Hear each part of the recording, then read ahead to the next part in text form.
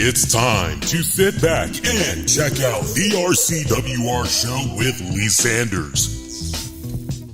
Get fun, in-depth coverage and analysis from the latest in professional wrestling in AEW, WWE, NWA, Impact Wrestling, or the world of entertainment. From hit TV shows to your favorite sports like the NBA or NFL. All things music, movies, and beyond, while trying to make sense of this crazy world we live in.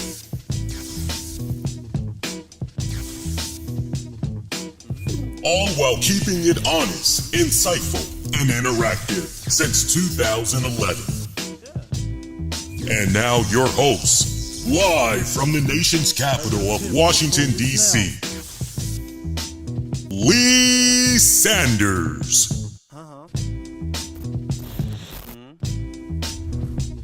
What? Yeah.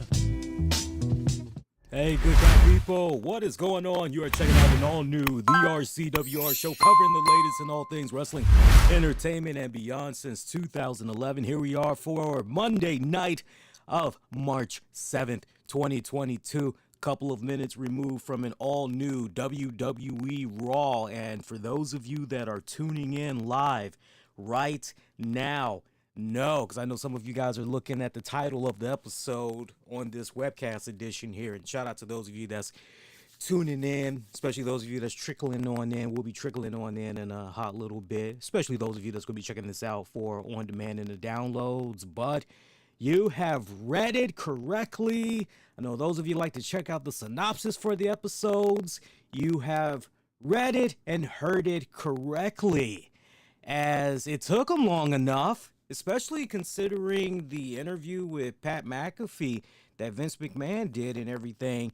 And we've heard how Vince McMahon, he's one of those type of people that when it comes to WrestleMania, he likes having everything laid out. Okay, what are we doing? Okay, well, let's go there. Let's do it already, right? And I said to you guys a couple of weeks ago, maybe it was 2 weeks ago, I said, look, if WWE is going to be doing something with Stone Cold Steve Austin, the name of the game at the end of the day is to push the hell out of those WrestleMania tickets. And I've pointed out for at least 2 consecutive weeks, now going on 3, because I will be giving you guys an update on the WrestleMania tickets right now and everything on this show. But they were continuing to struggle selling those WrestleMania tickets, and considering everything that's going on right now, especially with our gas prices and everything, yeah, man, you really want people to come up out their pockets and feel as though, no, you have to invest in this. You have to check this out. You got to move heaven and earth. You've got to be a part of this. I said they got 2 weeks to do this. I said the main thing I'm going to be looking out for is the week that they were doing the Pat McAfee interview. I said if they're going to do something, maybe they could make the announcement right then and there. If they aren't going to do anything on the Pat McAfee show, then you have one more week, which is pretty much this week that we're in right now, where you can, okay, let's do it. Let's pop. Let's pop it off already because we got tickets to sell. And I said, otherwise, that's it. This whole notion about Stone Cold Steve Austin wrestling at WrestleMania, you can pretty much forget about it. And what did we get here tonight? None other than KO, Kevin Owens, challenging Stone Cold Steve Austin at WrestleMania. But it's a caveat. There's a caveat to that. It is a form of a challenge, but not the way we're thinking it to be, if that makes any sense. So apparently this is not going to be a wrestling match. Apparently this is a challenge that Kevin Owens made to Stone Cold to appear at WrestleMania on his KO show after a great, hilarious segment that closed out Monday Night Raw this week, where he was blazing up the Texans. He was just having a blast, blasting the hell out of JBL, HBK, Shawn Michaels, Booker T. Notice there, he didn't turn his attention to The Undertaker. He dared not mention the soon-to-be inducted WWE Hall of Famer there. You notice he didn't touch that one. Wouldn't touch that one. But he dug in pretty deep there on Stone Cold Steve Austin, and challenge was made. And as we were getting ready to go off the air, I like how the guys pretty much had the banner graphic ready to go to close out Monday Night Raw. Did anybody else peep that out? I just thought that was very premature. I hate to be a stickler for detail, really I do. But when it comes to stuff like that, don't just have a freaking graphic ready to go. Don't do that. No, end it on the cliffhanger. Have Kevin Owens looking dead into the camera and just sell that freaking moment right there. Will he not accept? We will have to wait and see what happens, right? Sell that. But to just prematurely put that nice, pretty little graphic on out there of Kevin Owens and Austin and the whole KO show in the background and all this other good stuff. I mean, you're literally just giving it away. Look, nobody's silly in this day and age, but some people like a little bit of teasing, right? They like a little bit of teasing. They like the suspense. They like the built-up drama, the anticipation, and all of that. But look, will it turn into a wrestling match? It very well could be. I mean, pay attention to what the commentators were saying there in the close. They were talking about how, man, it's been 19 years. It's been 19 years. So the way that they were going about this, you almost feel as if, okay, nah, this is not going to be a Kevin Owens show. At least not in the mind of Kevin Owens. Steve Austin is probably going to be coming out there looking to have a freaking fight. So this very well could become a impromptu match at WrestleMania. And I think just the idea of that alone and the way that the words have been chosen to dance around this. Okay, is he wrestling or is he? We just know he's appearing at WrestleMania. The challenge has been accepted. Now Austin just has to accept. We know he's going to accept. We know that for all intents and purposes that he's going to accept. But is it really just going to be an appearance on the KO show, stunner, drink beers? Is it going to pan out the way I've been laying it out for the past couple of weeks, where Kevin Owens is going to get his ass handed to him by all those great Texans? Remember, I mentioned it a couple of weeks ago.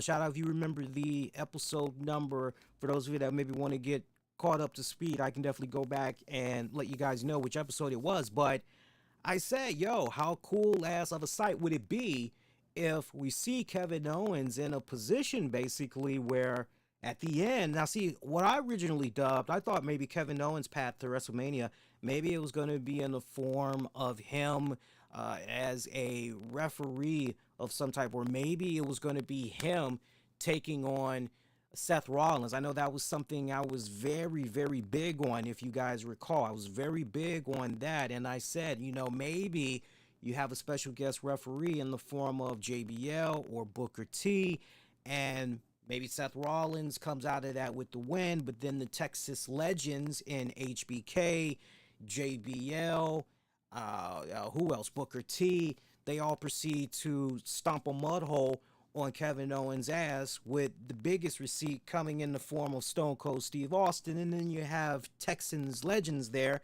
having some nice cold beers and pouring some on Kevin Owens. I was thinking maybe we were going to, and that could potentially still happen, but notice the way that they are kind of dubbing this right now, and then the way that they're choosing the right type of words here. It's just the idea that Stone Cold Steve Austin could potentially be wrestling at this year's WrestleMania after 19 going on 20 years of a hiatus. If that does not move WrestleMania tickets, because update, I like to be here and I like to update you guys. We've done it the past couple of weeks now. I've been keeping tabs on what's been going on there with those WrestleMania tickets. And the tickets I checked during the final hour of Monday Night Raw, and now after we've had this somewhat announcement / challenge that's come out, I'm very curious now how better WrestleMania tickets for both nights will move. I actually had the wife with me as I was just putting some show notes together, and we're chatting and everything. I'm catching up with her for the brief little bit of time I'm able to spend with her, because sadly by the time she gets home from work, I've put the final notes on my show prep in, and I pretty much gotta come in here in the studio and get ready to do my thing and everything. But we were comparing notes. I said, look at this, and I was showing her how the WrestleMania tickets were selling, the seats that were available. I showed her how it was looking for both nights. It's nice to have a second set of eyeballs. I said, does this even look like maybe 55% of seats that have been sold so far? And she's looking at it and she's like, yeah, I would say give or take. It's at about, so just think about that. We're about 4 weeks away, a month away. Just think about that. We're a month away from WrestleMania, and WrestleMania tickets for both nights are continuing to struggle. Look, I'm not making any excuses. We all know about a lot of the stuff that's going on right now in the country. There's this little thing called a pandemic. Things are definitely getting better. We also got this war that's going on with the Ukraine, and ban Russian players, ban Russian alcohol, ban Russian snacks, ban this, ban that. So we got all this craziness that's going on. And as a result of all that, gas prices have been going up. I see that in California, for example, they are damn near close to $10 a gallon. Yes, in California, they are close to $10 a gallon. I wouldn't be surprised if you were to tell me, Lee, not for nothing, dog, it's $10 over here in my neck of the woods. I would say, show me proof, send me a picture, but I would not be surprised at this point. So you've got people in a position right now where, man, all this craziness, some that want to take a vacation, they want to go see that band that's getting ready to go out on tour, they want to go check out WrestleCon, they want to go do this, they want to go do that, but they're being shackled here. It's a case right here where, man, you've really got to sweeten the pot to make these fans say, okay, you know what, I'm going to have a good time, it's going to be some really great fun memories, I'm going to bite the bullet and I'm going to go ahead and I'm going to drop this money. So WrestleMania tickets for both nights have continued to stagger at about 55% almost of tickets that's sold. Don't believe me, go look at it yourself. They're struggling. So I'm going to be paying very close attention now that this challenge / announcement has been made, how well the tickets start selling, because we got 4 weeks to go, man. Don't be too surprised if you hear in the very near future, for those of you that still listen to FM radio or you're doing your thing with Sirius XM or whatever, don't be too surprised. I'm going to make a bold prediction, which is don't be too surprised if you start hearing a lot of WWE Wrestlemania contests, tickets up for grabs. Don't be too surprised if you start to really hear that, if that starts really blowing up in the next little bit, because I think these next 2 weeks are definitely going to be critical for WWE. I would not be surprised if there was a lot of comp stuff that was going on as well. But Kevin Owens challenging Stone Cold Steve Austin at WrestleMania 38. You know, there's a couple of different ways you can really take all that when it's all said and done. So, you know, we'll talk a lot more about it, but you got to forgive me if I'm not exactly jumping up and down in euphoria just yet, because I am going, okay, so what exactly? Look, anytime I have to go on social media and I have to ask, wait a minute, so what did we just watch here? Just to make sure I've got all my dots crossed. What exactly did we just witness here? And I actually asked on Twitter, I said, challenge made, but let's be clear. Kevin Owens challenged Steve Austin to appear on the KO show, right? Unless I heard it wrong, and it's a match? And people are saying to me, no, that is what he said. Yes, it is a appearance on the Kevin Owens show. But the way the commentators were dressing this up, you're thinking, wait a minute, why are they mentioning it's been like fucking 20 years since he, like, what are we talking about here? What's going on? So is he fighting? Is he going to wrestle? What's going on here? Right? So I'm a little bit, my verdict, me personally, I'm still, I got to see what actually is going to develop here, because it just feels as though, and I've said this to you guys over the course of the past couple of weeks, this year's WrestleMania compared to previous years feels very up in the air. It doesn't really feel definitively, okay, here's what's going on. This is it. This is where we're going. These are the matches. Here's the feuds. Let's rock and roll, baby. Usually by this time, as long as I've been watching the WWE product, and we're 4 weeks away from WrestleMania, usually at this point, everything is pretty much set in stone. Maybe there's at most one more match that needs to be announced, but usually about this time, we're pretty much locked and loaded and ready to go. But the journey that we have been on these past several weeks in regards to getting to this finish line for this year's WrestleMania, it's been very up in the air, right down to the point of some of the matches that have played out tonight. If you really stop and think about it, it's like, okay, so even more was up in the air, but I will say it's starting to become definitively clear about, okay, here's what's going to be going down at WrestleMania when it's all said and done. So for me, I got to see a little bit more. I'm sure a lot of people are probably going to be excited about the idea of Steve Austin, but I'm not until I actually see Steve Austin. Hey son, heard you talking about shit. I'm here to fight your ass. Ring the bell, right? You know, unless we're gonna get to that, I'm just looking at this and I'm going, well, not for nothing, but we saw Steve Austin dominated in these WrestleMania commercials since last year. Everything's bigger in Texas. It's bigger. It's better. You know, so we've always known that he was going to have some type of a presence at WrestleMania, whether or not he was going to be in the role of what the Hulkster was in with Titus O'Neil a couple of WrestleManias ago, or, right, some type of capacity like that. The Rock, you know, whether or not he was going to be in some type of role like that or similar, we knew he was going to have some type of involvement.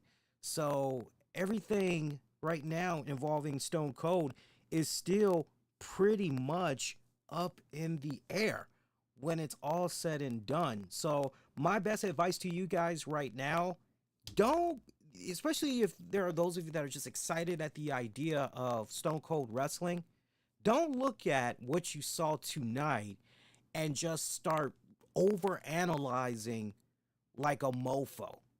All we need to just marinate on right now is it's an appearance on the KO show.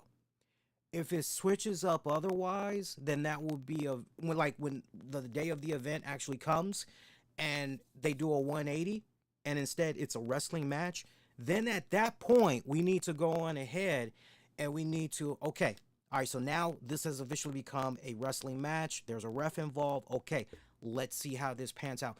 Then you are pretty much, okay, let's see how this pans out. If you are a diehard Stone Cold Steve Austin fan and your concern is, man, well, this guy, 57 years old or however old he is now, he's in his late 50s when it's all said and done. Hey, this guy is up there in this age. I don't really know if this guy can still go. Look, when it's all said and done, we don't know what Steve Austin has been doing on his spare time.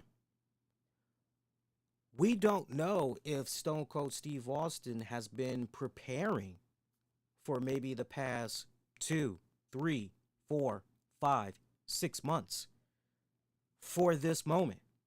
We don't know exactly how long Steve Austin and Vince McMahon and crew have negotiated and been ironing out the kinks to work out this deal. We don't know any of that. There is so much that is still up in the air. That's the main point that I'm bringing to you guys right now. If there's anything you take away from this Stone Cold Steve Austin tonight, it's that there is just so much that is still up in the air.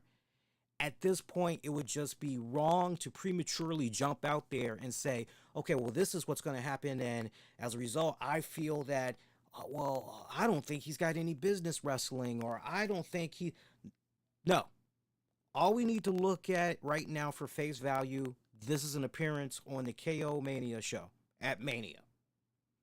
If it switches up, then we all are going to find out at exactly that same time, and then it's pretty much a clean slate. And hopefully most of you guys will go, okay, you know what? Whatever happened with Stone Cold Steve Austin and his wrestling matches and all his old wrestling career from 19, 20-something years ago, it's going to be hard to really check out from all of that and really try to. For me, it's going to be very easy. It's going to be very easy for me to just look at, if he is going to fight Owens, it's going to be very easy for me to look at this and just judge it at face value, because it's been so many years removed, right down to the point I can proudly say that it has been years since I have watched a Stone Cold Steve Austin match. And that is because most of the matches that I saw of Stone Cold Steve Austin as a teenager, going into my early 20s there, everything is still vividly in my mind. I can still remember, okay, so I don't need to go back like the newer wrestling fans and refresh my memory, but at the same time, I can definitely take into account it's been 20 years. 20 years since this guy last wrestled. I'm not going to dare compare to, let me just see what's going to happen here and take it for what it's worth at face value. If it's bad, okay, it's going to be bad. But if it's good, I'll definitely give that praise. So interesting developments as far as what came about tonight. And overall, when you think about this episode of Raw as well, some more threading with the needle there as far as, okay, let's have this go down at WrestleMania. Okay, as far as this tag team championship over here, okay, here's a definitive path right here. Here's what we're going to do right here as far as setting this up for WrestleMania and everything. We saw a couple of, but there's still a few, well, what are we doing with this one? What are we doing with this one? So, not too shabby of an episode of WWE Raw. I definitely would have to give a lot of praise, though, for the opener, the tag match there, the triple threat tag match, as Alpha Academy defended the titles against RKBRO, Seth Rollins, Kevin Owens. Great match. I mean, that match went about, because I remember by the time that tag match was over, actually, I remember looking and saying, damn, we're almost at the 50-minute mark of the first hour. Wow, and we've pretty much we got multiple segments in there for that tag match, respectfully. I thought, as far as matches of the night, that honestly, if there was any reason to watch WWE Raw other than the Kevin Owens little announcement, and if I had one thing I really wish that they didn't drag out the thing with Owens afterwards, Owens and Rollins after they had lost. I wish that it could have been a case where, now let's get this out the way so that Owens can quickly say, I've been thinking about it. I've been thinking about my path to WrestleMania, and even though that tag road that's now closed, I think I got another route that I can take to get to Mania, but I'll tell you guys in a little bit. Something else I want to check up on. I wish we could have seen that process quicker. Not necessarily immediately after the match was over, but I wish we could have gotten to it quicker. It didn't really seem like pacing wise we got to Owens and okay, what's Owens cooking up here? Didn't really seem like we got to it as promptly as necessary. But the Owens announcement, what went down with this tag match, I think those were really the two biggest high marks for watching WWE Raw for this week. Great tag match with all those guys involved. You know, if you weren't paying attention to the commentary, because the commentary at some points, you know, it was kind of one of those things where you could make an argument that it was kind of hindering the overall enjoyment of this match. Um, but, but I would say it turned out pretty damn good. Chad Gable continues to stand out to me as a bona fide stud. Seriously, he continues to take these little opportunities that's being given to him, and he makes himself stand out. He makes himself stand out. By the way, that devastating RKO at the end to pretty much put the bookend on that. I mean, sweet Lord Jesus, that was one hell of a freaking finish there. I freaking love that. You know, but I seriously thought that afterwards, Owens or Rollins, I thought one of those guys was gonna snap on the other one. I'm going, okay, who's it gonna be? Who's gonna snap on who first? Well, what's it gonna be? Because I don't know about you guys, but I'm going, okay, Rollins, Owens, that should be a pretty damn good match. Sure, I'm down for that. Two Ring of Honor alumni's going at it. Shit, sign me up. Let's go there. But for all intents and purposes, that's not what happened. So, you know, I would have to pose the question out there to you guys now that we know definitively the path for Mania with Owens. What exactly is the path going to be for Seth Rollins? Because just looking at the current landscape and everything, you know, obviously Bobby Lashley did not appear at the MSG show over the weekend, you know, because all the reports that was being put out there, and I could legit believe it, all the reports that was being put out there was suggesting that Lashley was going to be facing Rollins at this year's WrestleMania. But, you know, as we saw from over the weekend, there was no Lashley. And I liked how people were taking such a huge, not a lot of people, but there were a decent amount of people that were taking a massive shit on those that were trying to find out what all was happening at that WWE MSG show. And look, can you blame fans that were refreshing their Twitter feeds or, you know, going on Facebook or participating in some type of forum or maybe checking out their favorite wrestling website and staying on top of the updates? Can you blame them for doing that? Because after all, it's WWE through their respective programming that were, yo, this MSG show. Oh, but this MSG show. Yo, Brock is going to be defending the championship. Yo, Roman's going to be defending the championship. And it's one of those cases where you're going, wow, you got all that going on at MSG? And that's going to be live over the, man, yo, that sounds like a pretty damn good, yo, need to know what's going on there. So, especially when WWE is hyping this up on TV and they're pretty much, okay, well, this must be a big deal because they're bringing this up. Okay, man, well, I wish I could be there, but, man, I got to, shout out to those of you that had cast your vote, by the way, because I had asked you guys straight up. I said, for those of you that were in attendance, what did you think about the WWE MSG show?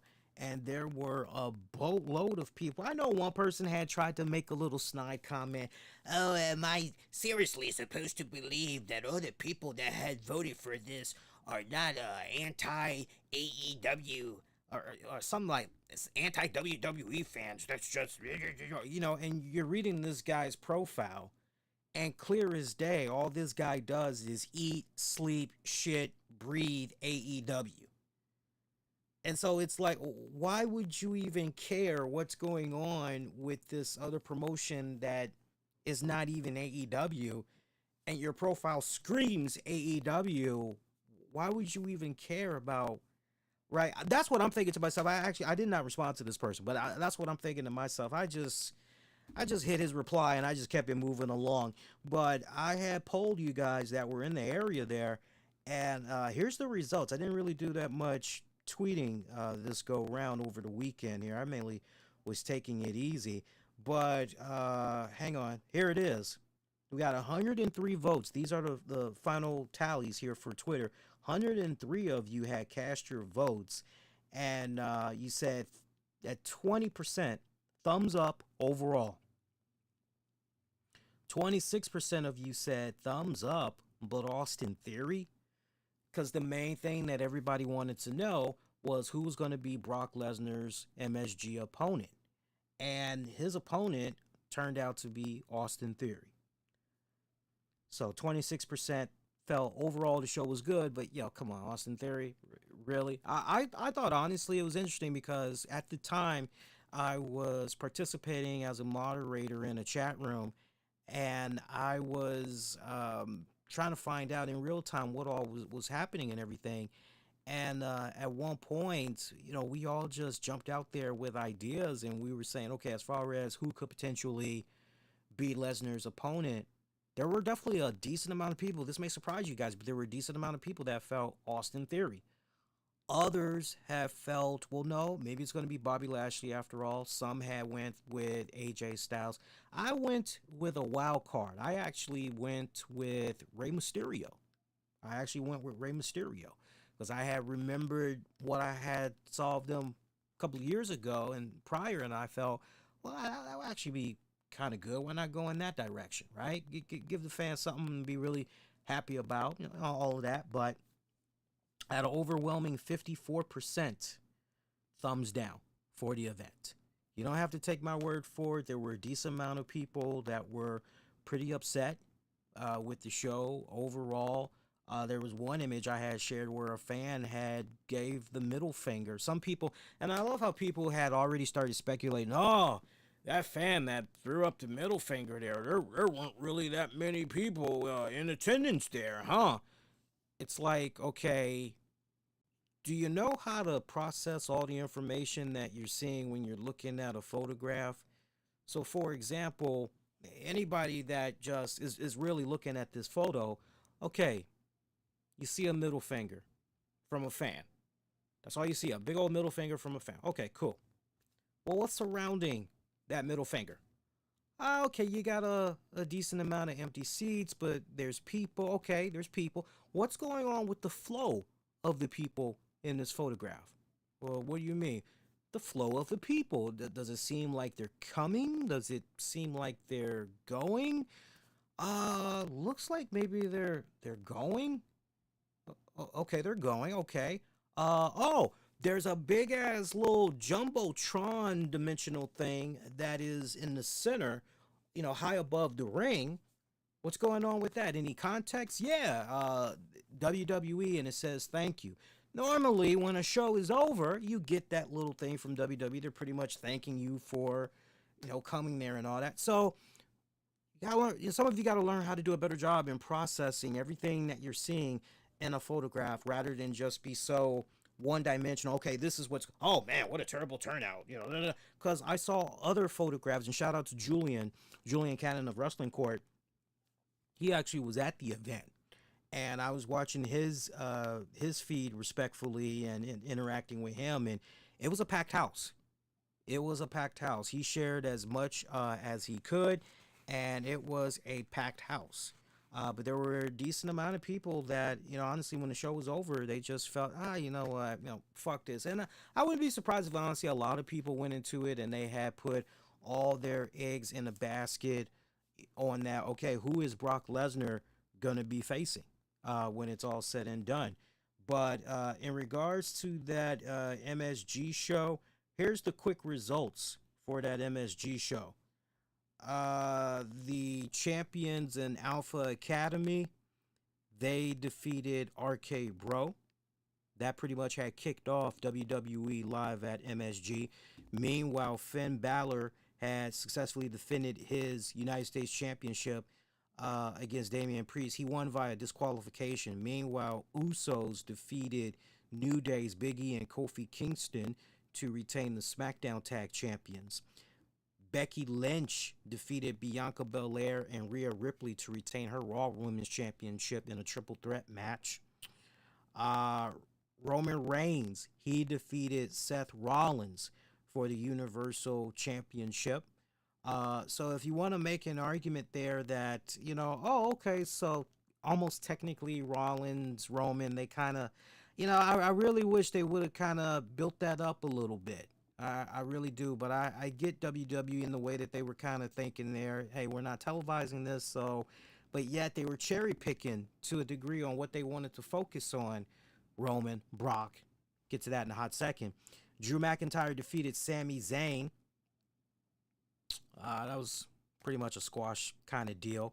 Ronda Rousey dressed up in her natural beauty, right? No makeup, natural beauty yet again, and had her little karate outfit gi going on.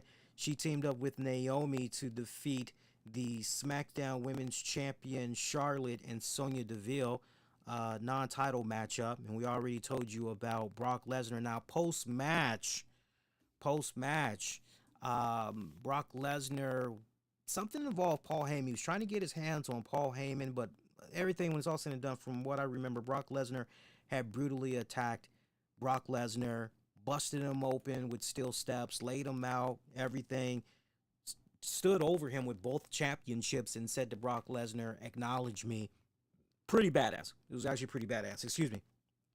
And those were the full results from the WWE MSG show. Shout out to those of you that were actually at that show. A decent amount of people seem to have a good time at that event. Honestly, from over the years, from what I've always gathered, speaking with people, they've always loved it when WWE has come through the MSG, and just the rich, deep ties that WWE has had with that particular venue and continues to have with that venue is just so historic and everything. Most fans have a great time, and of course you had some that didn't have a good time. It depends. Maybe you had a decent amount of people, like I said earlier, they were looking forward to that one particular match. They got disappointed there, and trust me, I hear where you're coming from, but sometimes you got to take a step back and say, man, are you really going to just sour all out, particularly because of one match? Honestly, that card, I'll ask you guys in the chat, and for those of you that will be checking this out for on demand and on the downloads, you hear that card. Is that a card that if WWE was in your neck of the woods tomorrow, is that a card that you legit would say, okay, well, look, the prices are right. I'm free. I want to do something with the family. All right, this card actually sounds pretty good. Card is subject to change, though. Okay, you know what? Yeah, let me go do this. I got the money. Let me go do this. Or, is it as bad as some people are making it out to be? I'll throw that question out to you guys, and you can respond to that. But I think, personally, I don't have a problem with this card, right? And sometimes, in regards to these house shows, sometimes they're working out the kinks for what you ultimately are going to see happen at a pay-per-view. Not for nothing. So, a little something to think about there. I'll get to you guys' comments in a little bit, too. I don't want you guys thinking I'm ignoring you guys, but I got a nice flow that's going on.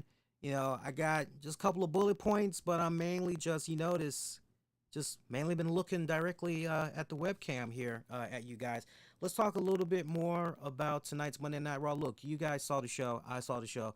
We don't need to be long-winded. We already talked about, one of the main meat and potatoes for this show.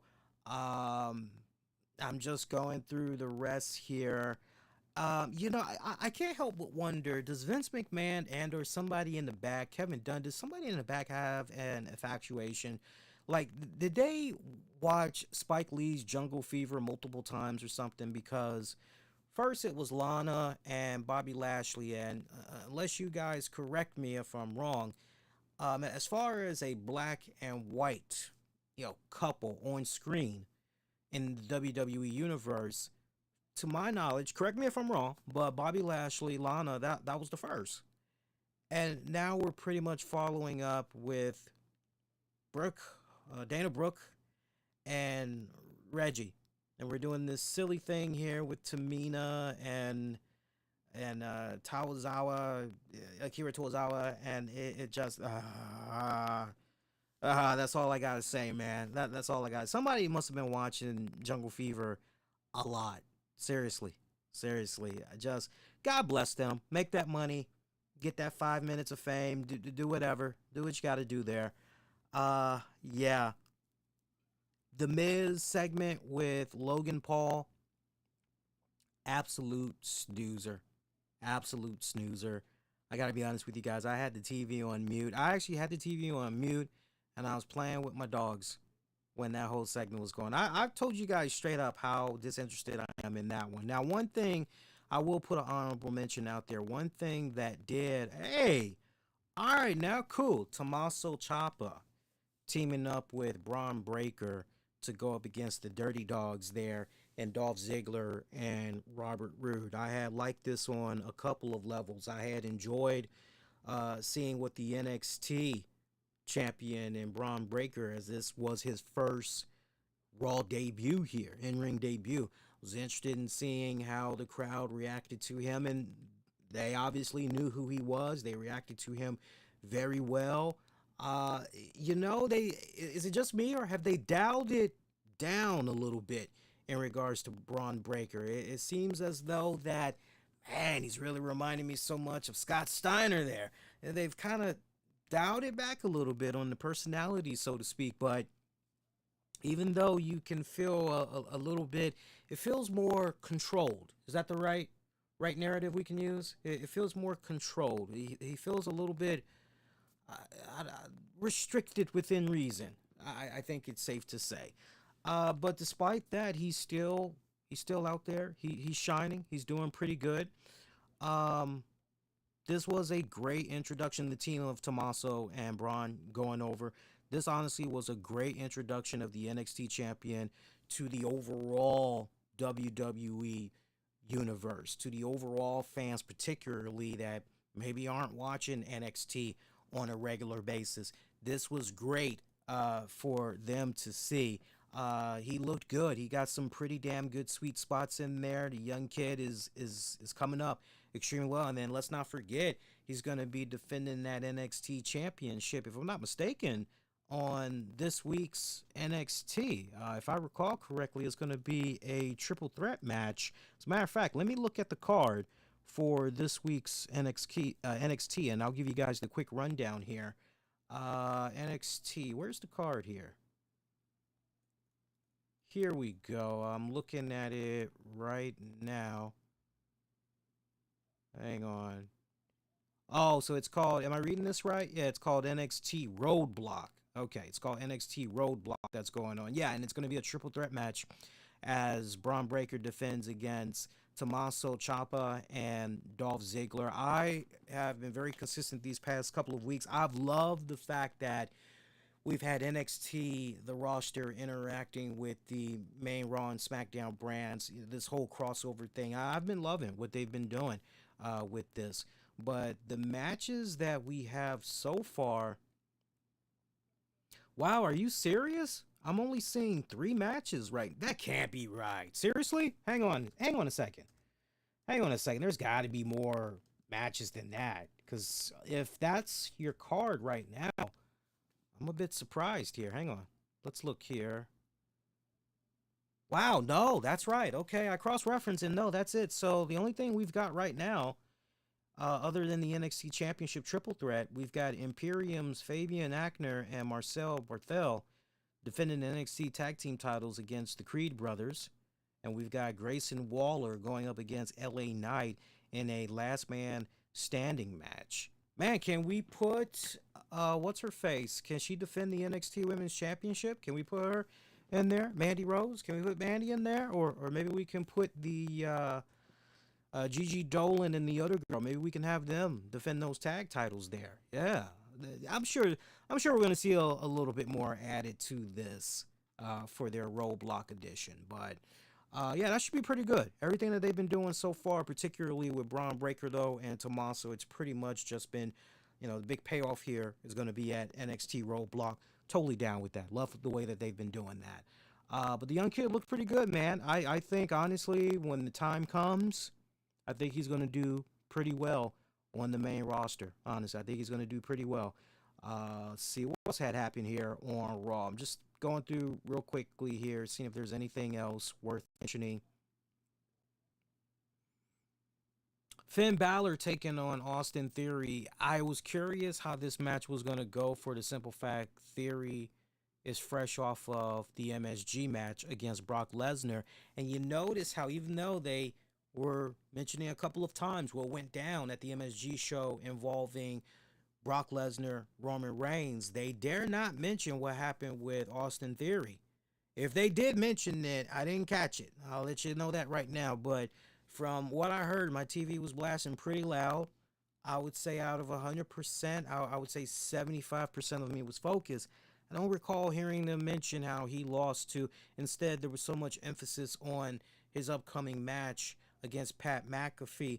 And I will talk about the Pat McAfee interview with Vince McMahon here on the show in a little bit. Now, I will promise you guys this right now, because I know by now you guys have heard a ton of other of your favorite podcasts do a full-blown recap and, this, they said that.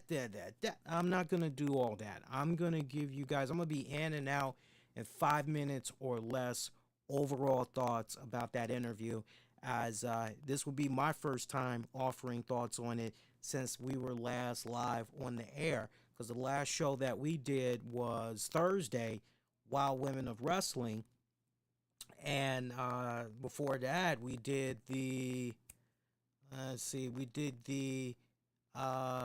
for those of you like, well, because that's all we talk is Wild Women of Wrestling on Thursdays.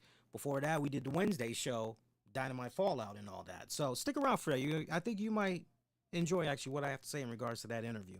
But I was curious to see how Austin Theory was going to be coming out of this. Part of me was thinking, could they actually put the championship on Theory just to make it even more interesting, this match going up against Pat McAfee? Or, well, wait a minute, we got Damian Priest and he's a man on a mission right now to prove that, what went down with Balor. Okay, I see what's going on here. I see how the fans have taken a liking and they've pretty much been supporting him. I never really had the fans in my corner supporting me when I was the United States champion. Well, you know what? I'm going to make the fans pay for that, right? He pretty much decided he was going to use that as the motivation he needed to win back his United States championship. So you're going, well, wait a minute here. Maybe we kind of need to go more in the direction of Priest, but it's kind of like 50-50 when we were watching this match right here. But sure enough, we got our answer here as the final moments of this one after we came back from a commercial break here. We got Austin Theory, who's just stomping a mud hole on Finn Balor's chest, grabbing his head, pretty much connects with a suplex. Theory drops Finn on his head, on his knee, covers, gets a 2 count. Theory showing a little bit of frustration. He continues to stare and point at that Mania sign. He lifts Theory. Finn drops him with the 1916 drop kick into the corner. Finn now goes up to the top rope. Doesn't see this, but Damian Priest is pretty much right there. He shoves Finn Balor, causing him to pretty much choke himself up on the top rope. Referee has no choice but to call for the DQ. And post-match, Priest pretty much grabs Finn Balor, connects with a razor's edge. Theory, meanwhile, goes in there like a freaking dog looking for scraps afterwards. Gets in there with Balor, takes a little selfie, and that pretty much was the end of that whole ordeal. Yeah. Other than that, yeah, that pretty much was it. Pretty much was it. You had a nice little backstage cameo there from Bianca Belair. Look, I like the fact that, we did get some women representation on this episode tonight, but I'm sure a lot of people would have been more, where's the Bianca? Where's the Ronda? Where's the, if you want to give them an out, well, they did the MSG show. They're getting a little bit of rest. But for some people that just might not cut it enough. But we got a backstage little thing with Bianca Belair, who pretty much says, hey, number one rule, don't touch the hair. And that pretty much was it for Bianca Belair. Yeah, just don't touch the hair. And she also follows that up saying Becky got exactly what she was asking for. Kevin Owens, meanwhile, we can close out the Raw talk with this. Kevin Owens, just to put a nice little pretty bookend on it. Kevin Owens talks about how he has an idea. It's the biggest idea for a KO show in the history of the KO show. He knows that his guest must be some lowlife from Texas, right? That's how he's figuring, okay, this is how I have the biggest KO show that there is I got to get a local. I got to get somebody from in Texas. And he talks about how he could invite that blowhard JBL, but he's honest. He says the horns would make a more interesting guest. So that's his way of saying JBL is so fucking bland. All right? Okay, gotcha. No thanks. What about Booker T? Yeah, what about Booker T? Last week, he recalls how Booker T called Owens a liar, but he's not lying about how he feels. Booker is from Texas, yet spent most of his career in a tag team called Harlem Heat. And then he took jabs at Booker T's British accent when he was King Booker. He says, yeah, nah, homie. I ain't going that one. Nah. What about HBK Shawn Michaels? Then he goes on about HBK, a legend, a proud Texan. But KO is a proud Canadian. So that's a no-go out of respect for Brett. Again, out of respect for Brett. So HBK, you shall not pass. So with that, he has the perfect guest, who is the embodiment of Texas, the broken down shell of his former self, living on a past glory as far as he's concerned. Talks about how it's been a while since we've seen this individual and that he's probably let himself go big time, drinking beer all day and night like the redneck he is. Well, if we've seen the shows that he puts out once a month, we know he's in pretty damn good shape. Arms still huge as fuck. His knees are so shot that when he was here, he needed knee braces. So obviously, and the fans in attendance, they're eating this up. They're excited. They're loving this. They are just waiting to hear those 4 words. Those 4 words, right? Nothing would make Kevin Owens happier than to beat the living hell out of this guy in his home state and give him a stunner the world will talk about for years to come, and then pour a nice tall glass of milk over his lifeless body. Nice little nod there to the Olympic gold medalist Kurt Angle. He knows that this person is watching, but feels that this person doesn't have the guts to show up. The bottom line is he's calling him out. Those 4 words, Stone Cold Steve Austin. And that pretty much was the end of Monday Night Raw there. So, bit of a average episode, give or take. Honestly, I would have to say you opened up pretty good with the tag match, which pretty much dominated the first hour. But then once we got to that whole Dana Brooke, Reggie shit, that Reginald shit, that's when we pretty much just took a nosedive. And, if you were comatose there, right, I totally get it. I totally get it. But then you kind of woke back up a little bit once you got to Austin Theory and Finn Balor going at it. And then if you were around and you heard the news about, Kevin Owens, he's got a path to Mania. And if you've been keeping track, dirt sheets and all that, you're going, okay, well, I got to stick around. So those were really your true selling points there. The Jerry Lawler, what a waste of fucking time there for Jerry Lawler. But easy fucking money, right? I mean, you got to give the man props. Hey, we want you to come out here. I mean, we know you're from the area anyway, but we want you to appear. we're gonna do this thing with Miz and Logan Paul, and you're really not gonna be able to say anything. They're pretty much just gonna leave you hanging in the ring because they feel that you're beneath them. Well, yeah, puppies, yeah, sure, yeah, right? So that was just a absolute waste of a Jerry Lawler appearance as far as I'm concerned. I did not care for that whatsoever. You missed a golden opportunity right there, honestly, to put Lawler in a position where maybe Logan Paul wanted to do a little showboat. Maybe, Miz and Logan take turns, cracking jokes on Lawler. Lawler gets to a point where he's like, look, uh, you know, be careful. I'll put you over my knee and I'll spank that ass. I can still go. Don't you forget it. WWE may not let me go, but you keep pushing my buttons, you're going to see a whole different side of the king, and learn why I'm still one of the greats. And, if you could have had Logan Paul do a little something, maybe get Jerry Lawler in the corner, rough him up, and is about to attack him.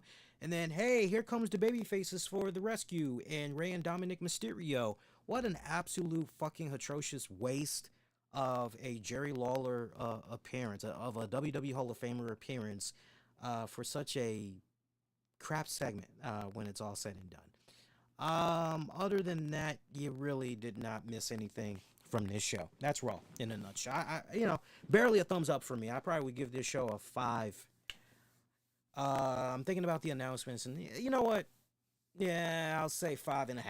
5.5 out of 10 when it's all said and done. If you guys been enjoying yourselves so far, you haven't done so already, make sure you hit that like button. When you do that, you really help supercharge content like this and make it easier for people to discover content like this with great, especially for those of you that's accessing this via YouTube, the Twitter, and the Facebook. Do the share, retweet, hearts, and all that. By the way, I saw we were getting comments in for our Facebook stream. I think it was the last show or two.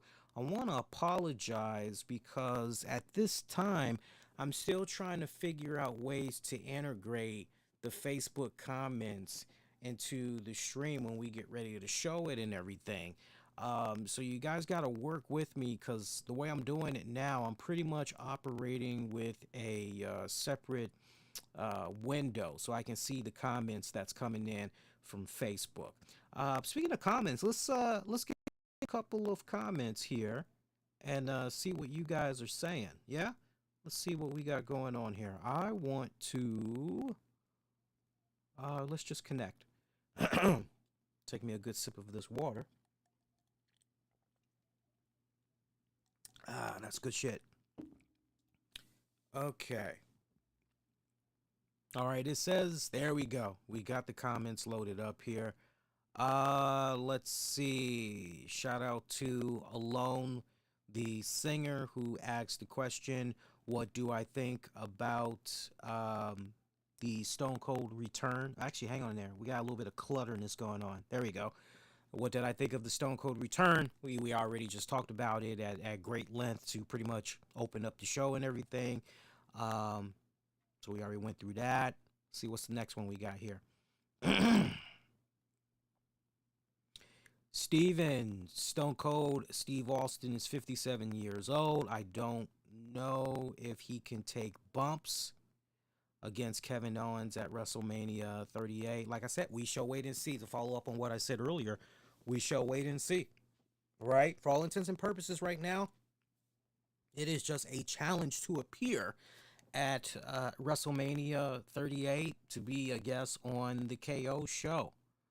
But if a scenario occurs where Steve Austin comes out there, hey, tell you something, son, Stone Cold Steve Austin ain't out here to be on no microphone doing a whole bunch of yakety yak yak. Stone Cold's out here opening a big old fat can of whoop ass. I want you one-on-one, son. Let's go. Unless we're going to see something along those lines, right? It's follow up on what I said earlier. This is pretty much touch and go, touch and go, touch and go, right? We know officially now Steve Austin is going to be involved, right? He's going to have some type of a segment. Whether or not that segment is going to turn into a match, that remains to be seen. Luck FF, I'm abbreviating that. I'm not too excited about this possible Owens versus Steve Austin.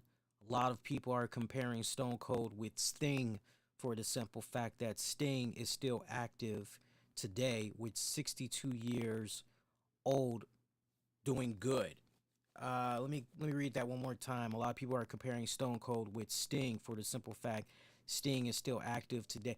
Well, see, here's the thing. You know, I get the people that are trying to compare. What they're trying to say with that, Luck FF, what they're trying to say with that is basically, in a way, they're actually, if you think about it, they're actually defending Stone Cold Steve Austin.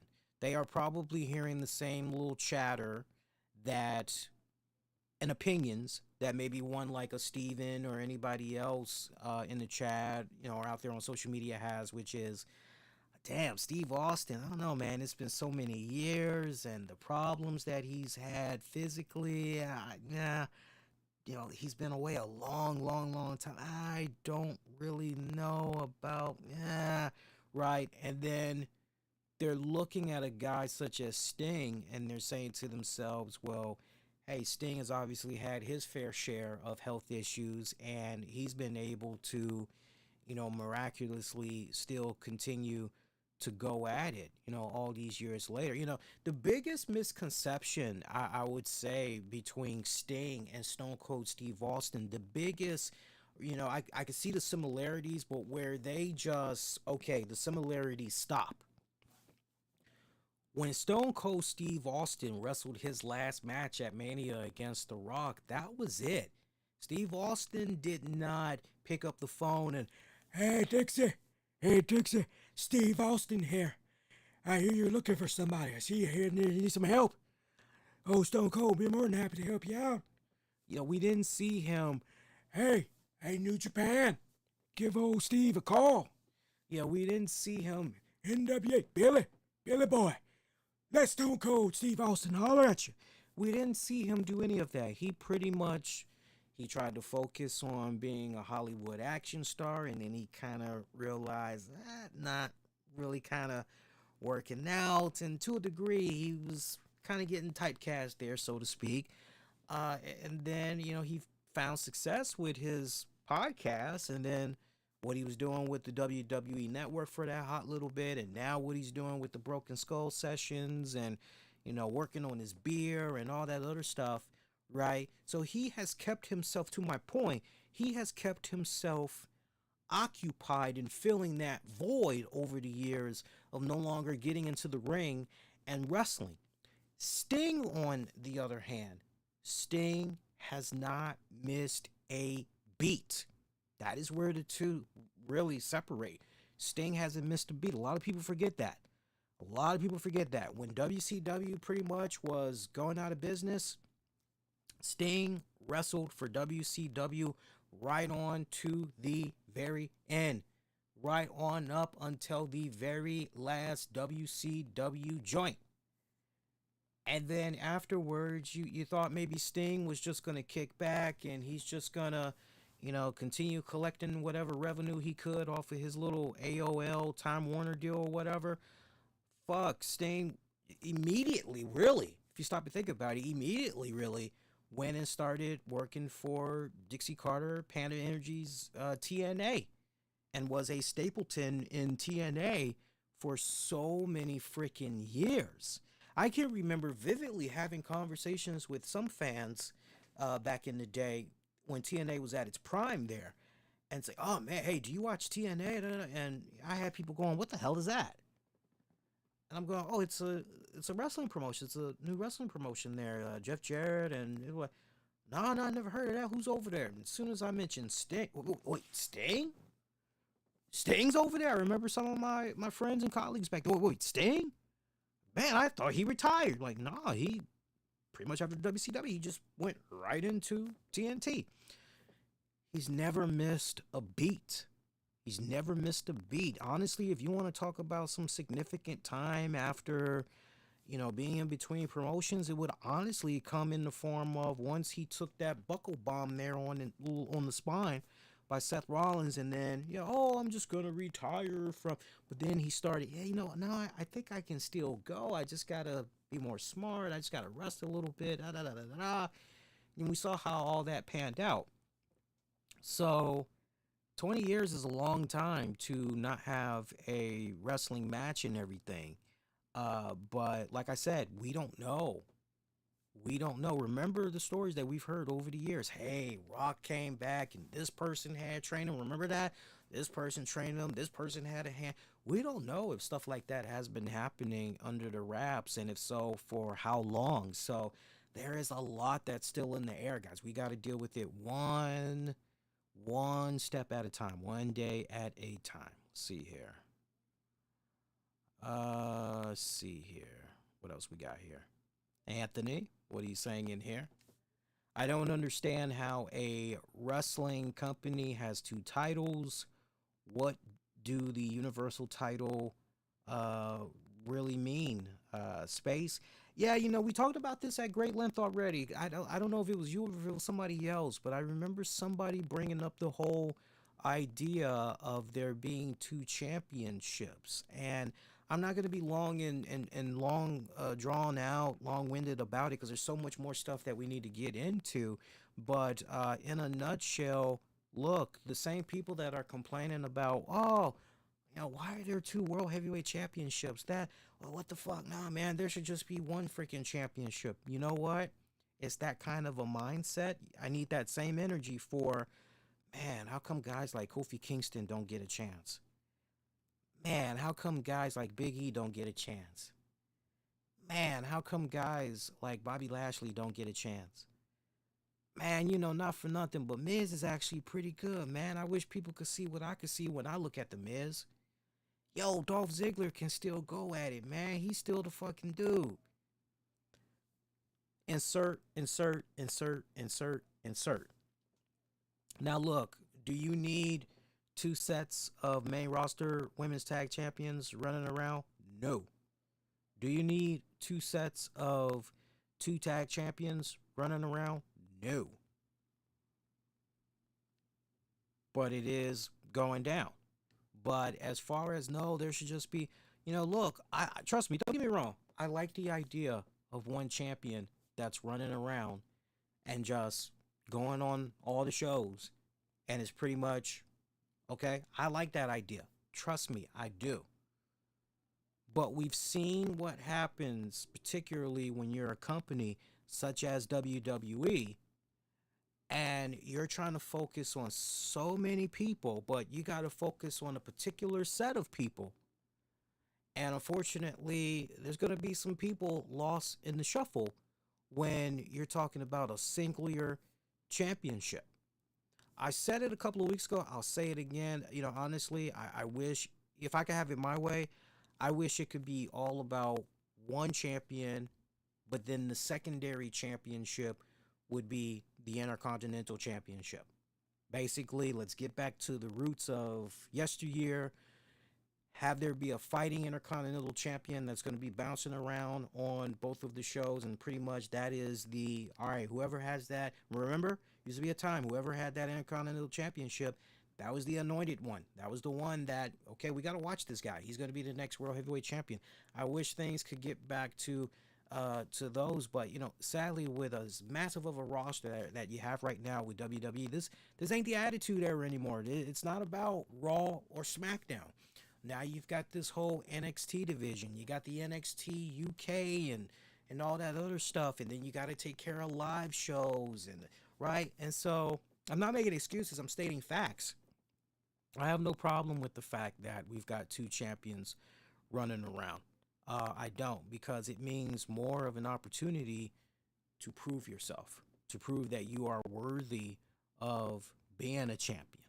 And I got to tell you, what Roman Reigns has been doing as the Universal Champion for this entire time, he has taken that championship, as silly of a name as a Universal Championship, as silly as a name as it may be, he has done a very good job in making that championship be very relevant, making it be very respectable, even though we still recognize the WWE Championship as the freaking title. The freaking title. Because I can remember a period not long ago where, yeah, that's nice, but who's the WWE champion? That's all that really matters, because that's the title that counts the most, because you can trace the roots of that title and all that back to, the WWF days and beyond that, right? Way before that, right? So I'm totally down for it. I'm totally down for it. Remember, at one point, we counted how many titles were active, and it was like, I think we almost hit 20 or something like that as far as titles goes. It was fucking ridiculous. Look, when we get closer to WrestleMania, as far as this whole unification, I can see this being a case where the titles get unified. It's singular for just a hot little bit. And look, I told you guys a couple of weeks ago, if I could have it my way, I would reintroduce the I would do two things. I would do two things with this unification match if I could have it my way. Once you do the unification, I pretty much would let there be a new WWE championship in the process. But at the same time, I would bring back a throwback. I would bring back, but have a 2022 and beyond spin to it.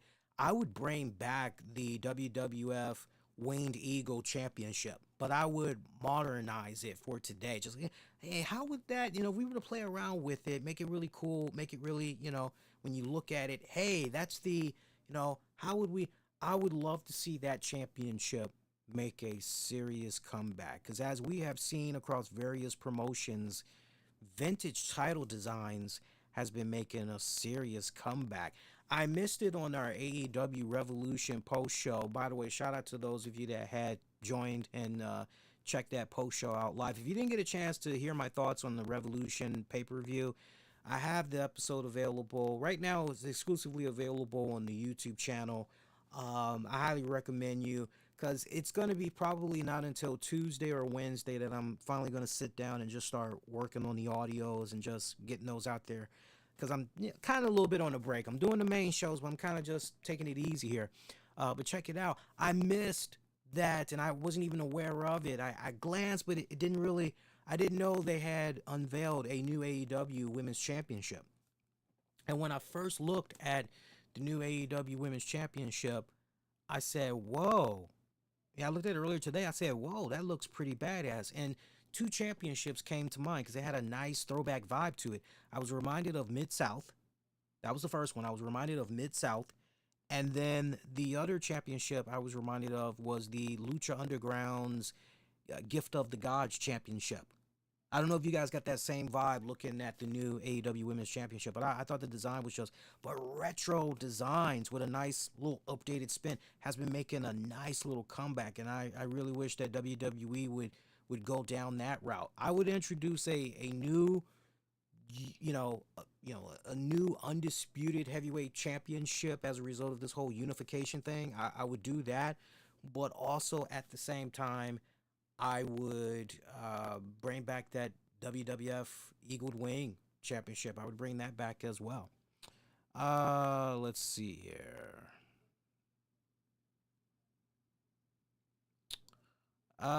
Rumors point out that Raw versus SmackDown may be coming to an end after. Well, I'm going to stop right there. Because honestly, I don't really look at that as news. I definitely look at that as a straight up rumor, and I hate rumors. I like dealing with facts. You guys got two set of eyeballs. You got two set of ears. You got emotions. With what you've been seeing of the product for the past 5 years particularly, have you really gotten a Raw versus SmackDown vibe? No. Right down to the point, if anything, you've been seeing a lot of crossovers that's been happening more and more. I look at that as made up. Let me finish reading the rest of this though. Yeah. So we're caught up on that. let's dive into a couple of more headlines here before we get ready to clock out for the evening. One thing we can get into for sure, I do want to mention the AEW Dark results for this week. Or actually the card. I won't give you guys the results. I'll give you guys the card. The card is actually looking pretty damn good. Once again, shout out to those of you that had tuned in and you had checked out that Revolution post show. I had a blast doing it. As I had mentioned to some of my buddies in the podcasting world, I said, man, definitely, and we all agreed, lengthy. We all agreed, lengthy. But at the same time, overall it was a good show, and we had a decent amount of people that were just popping in and out, just saying a little something, rolling out, and it was, man, I don't think we went off the air. I don't think we went off the air until maybe 1:30 in the morning, because the pay-per-view, no, hang on, might have been 2, because I know the pay-per-view was off just a few minutes before midnight, and then we came on, we did our thing, and we were on for about 2 hours 36 minutes, and it was just, yeah, I had a lot of fun. I was a little bit concerned we did a little bit of overkill there, but I made my rounds checking out some of my other colleagues, and DT had me cracking up because I was like, damn, he rolled out in 1:35, but then I was like, he's got his insurance practice. Like, okay, that makes sense. I saw Jason did 2 hours and 10 minutes. I said, okay, I don't feel too bad. I was over by about 30 minutes, because when I was telling wifey, because wifey asked me, she said, how'd you do on the post show? I said it was good, nice little turnout, good little interaction. She said, how long did you go? Because she knew the pay-per-view was pretty long. Because at one point she woke up and she was like, wow, this shit's still on. She had to get up for work early. And I told her how long I had went. She was like, baby. I'm like, but Jason went 2 hours and 10 minutes. She goes, okay, all right, that's fine. Yeah, okay. But yeah, AEW Dark for this week. Here is your card. Lance Archer takes on Cameron Stewart. Meanwhile, Ruby Soho, we haven't seen her in a minute. She takes on Session Moth, Martina. Daniel Garcia is in action against Ray Jazz. Meanwhile, Scorpio Sky faces Sean Dean. Chris Statlander, after that loss there to Layla, got me on my knees, Layla, takes on Emi Sakura. Wheeler Yuta, meanwhile, faces Aaron Solo. Did you guys hear about the Michael Elgin suing Impact Wrestling for breach of contract? This is a fascinating story that you guys want to go out of your way and check out. So, look, Michael Elgin released this 15-minute video this week explaining why he has filed this lawsuit, and I mean, he's just going on and on and on, and pretty much my whole takeaway of this video, it's just, oh Lord, please don't let me be misunderstood, right? I mean, that's just pretty much his whole, right? Oh, there's two sides, obviously, and but then he kind of proceeds to explain where he's coming from, trying to, and I just couldn't help but say to myself, man, if I was your fucking lawyer, shut the fuck up. Don't say nothing. I'd pull that fucking Root song from back in the day. Give it here, them, don't say nothing. Them, give me them, say nothing. Right? I would just literally tell him that, and just, dude, what are you doing? Seriously, what are you doing? I told you not to say anything. What are you doing? I said no statements. Unless you clear it with me, I sign off on it. I officially release it for you here from the office. Seriously, what are you thinking? Right? Jesus Christ. I just, seriously, I don't know what's going on with this guy. I understand where he's coming from. Y'all know the song I was talking about too in regards to the Roots, right? The lyrics, it kind of goes something like, when the Saints on the ground with his 9 on the line, with the niggas who grind, with the King Kong, with the give it here, don't say nothing, just give it here, don't say nothing, right? I know you guys know that song. That's my jam from back in the day, man. That's my jam. One of my favorite Root songs of all time. One of my favorite Root songs. So, recap for you guys. He's suing Impact Wrestling, alleging that they breached his contract by removing him from programming over sexual misconduct allegations. PW Insider, shout out to them. They're reporting that Elgin, real name Aaron Frobel, filed a lawsuit against Impact on February 8th with the Circuit Court of Davidson County, Tennessee. In the lawsuit, Elgin argued that Impact committed a material breach of his Anthem Wrestling Exhibitions professional wrestler booking agreement.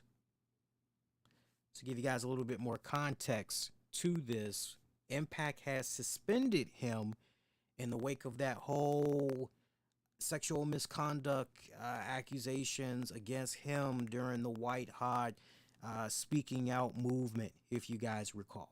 Okay? And he claimed that because Impact had reviewed the allegations and they announced on June 26 of 2020 that Elgin would not be appearing in any further Impact Wrestling programs.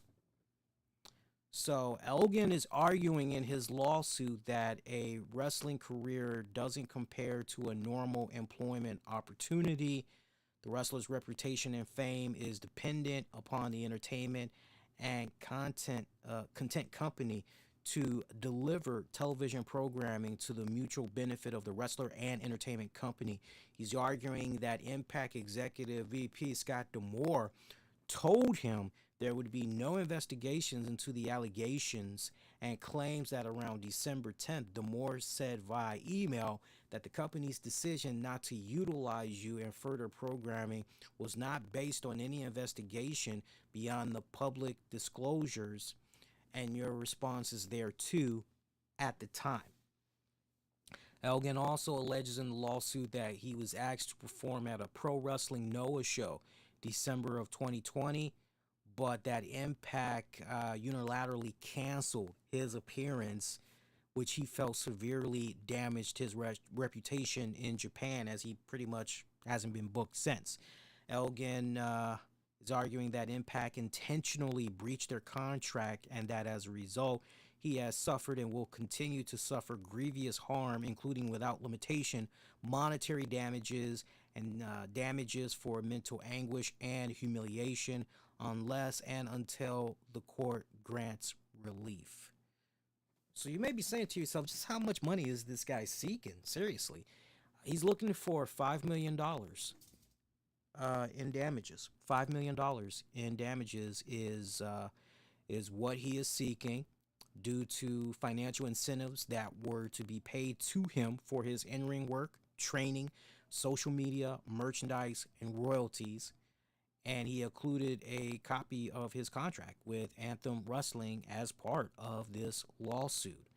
So he's saying that his contract recently expired with Anthem/Impact, and that he hasn't wrestled in over a year despite being paid by said company. He said that he was filing the lawsuit specifically so that he could force the entirety of his side of the story to be put on the record in front of a court of law. He alleges that if Impact never investigated him, and he's pretty much saying he can back this up, that, hey, look, it was never investigated. Remember, it was around that time, Joey Ryan and a few others, right? The whole speaking out.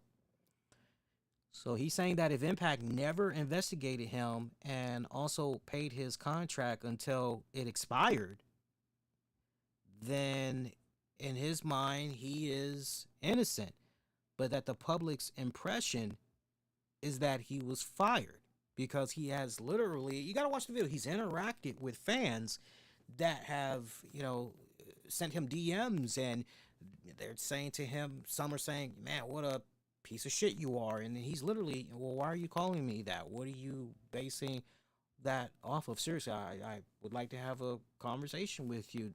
Help me understand where you're coming from. And those that would take him up on that offer, this was said and this person was released and this.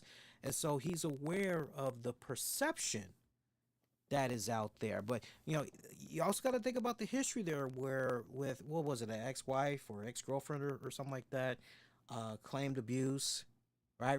Remember that as well, right? So it's like, okay, there's a lot of damage control you got to do right here. Look, I don't know how much information, how much documentation, everything's going to play itself out in court when it's all said and done. But I will say this: if he can prove that, look, Impact Wrestling, yeah, they said that they were going to pull me from the shows, and that they were going to investigate this, and they put out a press release statement and everything, and blah blah blah blah blah. Blah. Okay, and if they did not investigate and did not ultimately say, okay, you know what, you're in the clear, you're good to go. We weren't able to find anything, and looks like you're good to go. Okay, cool. But that's apparently, if he can prove, hey, Impact said they weren't going to investigate me, yet they continue to pay him money for more than just a couple of months. Think about that. They paid him more than just a couple of months. He pretty much has been sitting on the sideline this whole time, to a point where his contract recently expired. You understand the perception of how it would look amongst members and the wrestling community on social media, that, okay, this guy's been pulled. We haven't seen him do anything else here with Impact. Like, what the hell is going on here? Look, the last time he did something for Impact Wrestling, you got to rewind it back. It was June 9th of 2020. He was in a match against Ken Shamrock and Sami Callihan. Again, June 9th of 2020. After that, he did a joint for IWA Mid-South, Unfinished Business. He took on Blake Christian. And then right after that, he did a Impact Explosion episode. This is all in 2020, where he faced Larry D. After that, he did a IWA Mid-South event where he faced Vincent Nothing. That was February of 2021, and pretty much since then, he has not done anything. If he can prove what he's claiming, this is going to look pretty bad for Impact Wrestling. They may very well, I know some of you guys may not want to hear this, but, they may very well have to freaking pay him his money, or let it be a case where they essentially settle out of court. He just may have him. He just may have them. He just may have them. That's the one thing I'll give him this in regards to the video that he posted. He seems like a very smart man as far as his cross-referencing and all of that. He seems like a pretty articulate man, a educated man. So that's when, you got to see how it pans out. That's why I always say to you guys, when it comes to stuff like that, yeah, there's two sides. And when it comes to the court of law, you just got to let everything play itself out so that we can ultimately see, okay, here's the evidence, here's statements, here's what all is released, and whatever becomes available to the general public, how much information becomes available to the general public, because sometimes not everything is available to the general public. You pretty much got to take it from there and everything. So that may be something you guys want to watch very closely in the coming months. Now, Impact Wrestling, they have been served by Elgin's people, his legal representation. I think they were given documents sometime either late February or in the middle of February, and they've yet to respond to it. They have 30 days to respond to his lawsuit. So I'll keep you guys posted on that one. Let's keep it rocking and rolling, though. Oh, by the way, I keep meaning to show this to you guys, but every single time I've gotten sidetracked. So wifey had got me something really cool for Valentine's Day, and it's like, wow, I can't believe she actually, right? So she knows I'm a big Tom Brady fan. And look, your guess is as good as mine as far as whether or not he's going to play again. I hope, honestly, whatever makes him happy. That's where I'm coming from, honestly. It's all about the pursuit of happiness as far as I'm concerned. Do what's going to ultimately make you happy and feel good about yourself. Has your family feeling good, right? That's what I care about ultimately, right? But as a football fan, I just go of all the teams that I follow yearly on a regular basis, I just go, man, he's given us so much. Like seriously, me personally, I'm good. I'm fucking good. So, I think it was around December or January. I said to the wifey, I said, yo, I said, check this out. I went on NFL Shop and I said, yo, check this out. And I said, it's a little bit expensive though. And she said, well, you never know. You know, Valentine's Day is coming around the corner and all that. I said, yeah, true. So next thing I know, fucking Valentine's Day, she's like, I got a surprise for you. I'm like, okay, what's going on? She goes, close your eyes. I'm like, okay. Stick out your hands. I'm like, okay. Like you're about to receive something, like a package or something. Like stick out your hands. I'm like, oh, okay. I stick my hands out. She goes, open them. I look and I go, oh no, you didn't. I go, holy shit. So she actually got me. She actually got me a Tom Brady Tampa Bay Buccaneers jersey. This ain't the fucking, this ain't the fucking, this is the $5.99. No, this is the, she spent a couple of $100 on this. She spent a couple of $100 on this. And I said to her, I said, holy shit.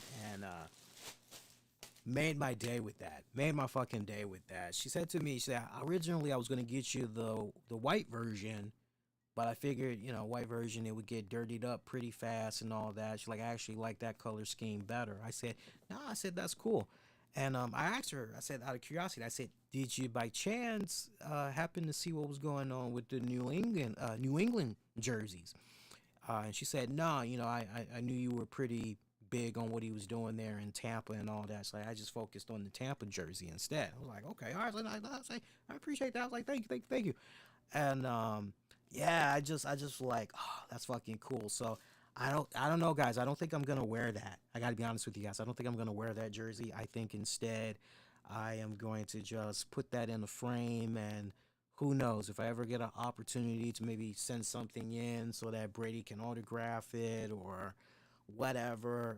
I think that's probably going to be the only time I will finally do something with this, but I'm going to try to get this bad boy framed and hang it up somewhere in the man cave here. So good shit, man. I had to share that with you guys.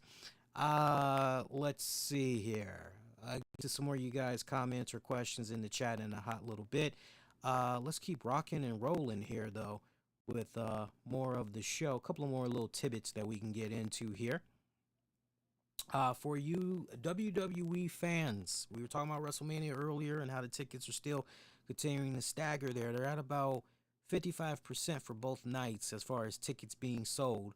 Again, we'll see what happens with the announcement of Austin, but looks like for those of you that's going to be going to WrestleMania, there is not going to be Mania Axxess this year. Apparently, those that have their WrestleMania packages ready to go, they had received emails over the weekend into this week letting them know there was not going to be Mania Axxess weekend.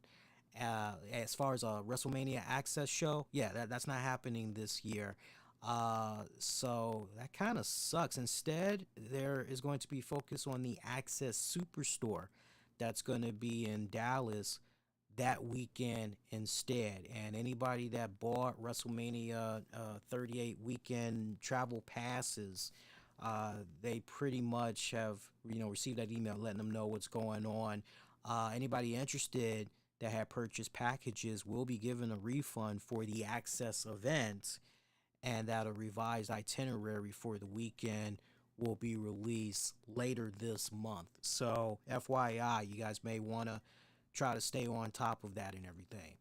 One other thing we can get into, let's get into it right now, and then I'll get to some of you guys' comments or questions. the Pat McAfee Vince McMahon interview. I told you guys I wasn't going to be long-winded because I know by now you guys have, you make your rounds. You make your rounds checking out what other podcasts have to say. And I know, God, a ton of them just nitty-gritty and just recap, right? Here's what I would have to say about the Vince McMahon interview on the Pat McAfee show. Because I was at work during the time that it initially aired. I think it aired at 12 p.m. Eastern. And the amount of people that was tuning in live, that was pretty good. That was pretty good for a Pat McAfee show on YouTube. That's pretty damn good. I ended up watching it not until, I'm trying to think. I think I ended up watching it, if not Thursday night, going into Friday. I believe I might have watched it Friday night into Saturday. Somewhere around that time frame I had watched it.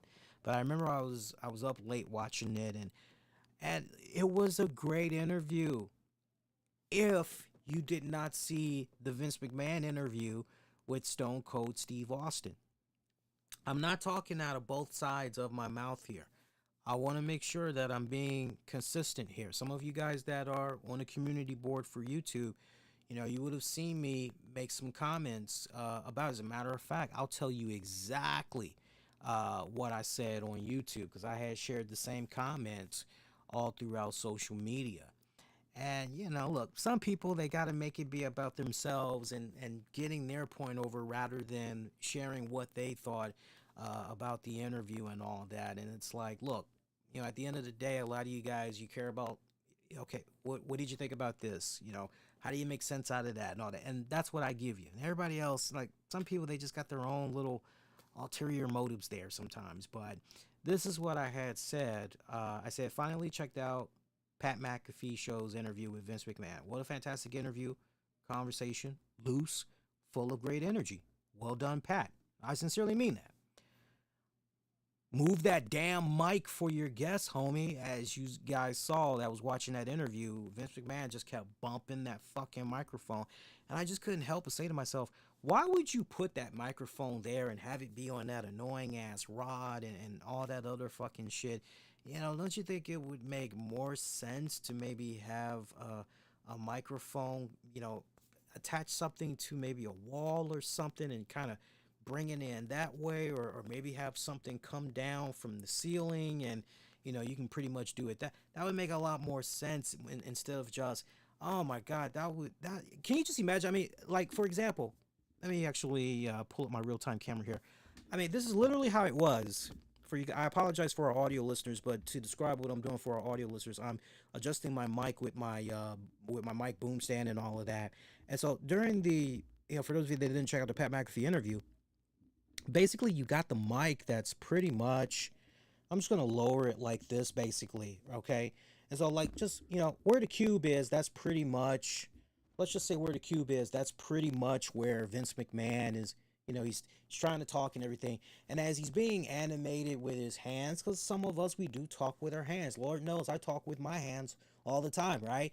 Vince McMahon just keeps boom, boom, boom, boom. And at one point, he just knocked that son of a bitch silly. And I just couldn't help but just say to myself, man, all this money that Pat McAfee, he's making that damn good money. He's making damn good money with that show. I just couldn't help, and I know he's using damn good equipment. I just couldn't help but look at that and say, yo, we got to fix that. That should not, no, just fucking from the ceiling, or, have it in a way where, and the fan, who are the guests, they can be animated, they can do whatever with their hands. They don't have to worry about bumping into that son of a bitch, right? But I just couldn't help but chuckle multiple times when I saw that. I wrapped it up by saying, very rare Vince does interviews. So far, from what I'm seeing and hearing, and from folks I've spoke to, all agree it was that good, worth going out of your way to check out. Very rare you get a McMahon this loose. My friends in the podcast world feel the same way, and it is okay. It was one of those, if you're a Pat McAfee fan, you couldn't help but feel very good for Pat, especially if you check out. I actually legit for the past couple of months, not that long. But for the past couple of months, I don't watch his whole show. I'll usually go on his channel and I'll look at some clips. I know recently they got the news where they were talking about the Washington Commanders and how they're pretty much saying, yo, we're open. We definitely are looking for a quarterback. We'll take anybody. And they are very interested in Deshaun Watson and everything. Of course, I can't think of who the football player is, but somebody apparently got caught gambling and they've been suspended for basically, what is it, the 2022 season, and it's an indefinite suspension, and pretty much they will look into the 2023 season. But you guys, I know you guys that are on top of your football as well, you know exactly the player I'm talking about. I would imagine they're going to be talking about this. If they didn't do it on today's shows, they'll definitely be talking a lot about it tomorrow and everything.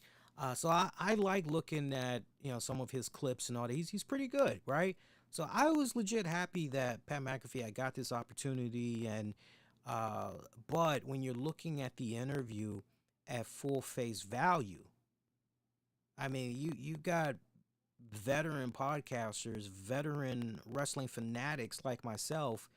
We remember the Vince McMahon Playboy interview. We remember the Vince McMahon interview with Bob Costas. For Christ's sake, even though some of you guys tried to make an excuse and say, "Oh, but him and Stone Cold, they were friends." Yeah, okay, that's true, but Stone Cold.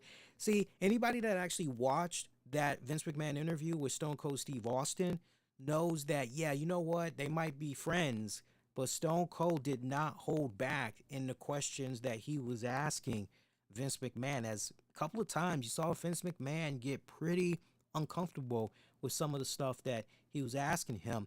And that was more riveting, a bit more eye-opening than what we got with the Pat McAfee interview. The Pat McAfee interview was a really good fluff joint.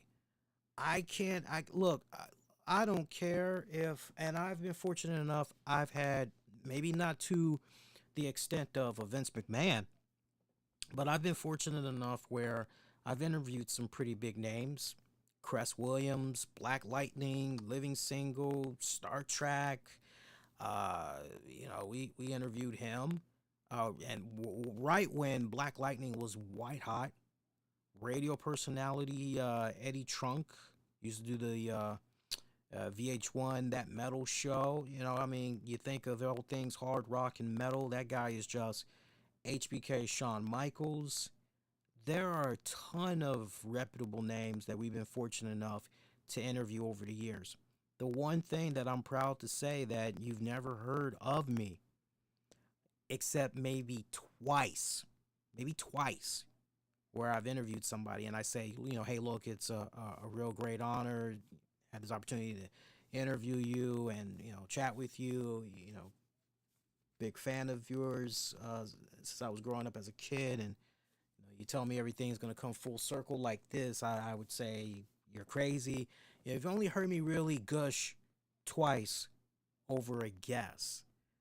I've never heard so much goddamn gushing before over what Pat McAfee was doing there with Vince McMahon. That was a lot of freaking gushing that was going on.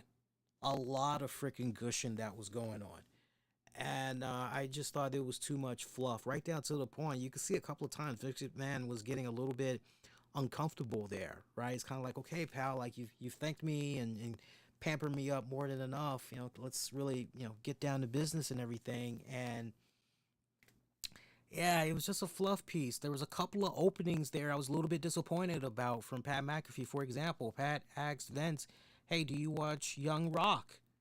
Do you check that show out? Do you happen to see the actor that's portraying you in that show? And Vince is going, no. And it's, come on, man, this is Vince McMahon. Vince McMahon just eats, sleeps, breathes WWE. You know, very rare does he watch stuff that's not WWE related, right? I mean, you literally gotta, from the stories that Jim Cornette and others have shared about Vince McMahon, you literally gotta go out of your way to show him, hey, look, this is what's going on over here.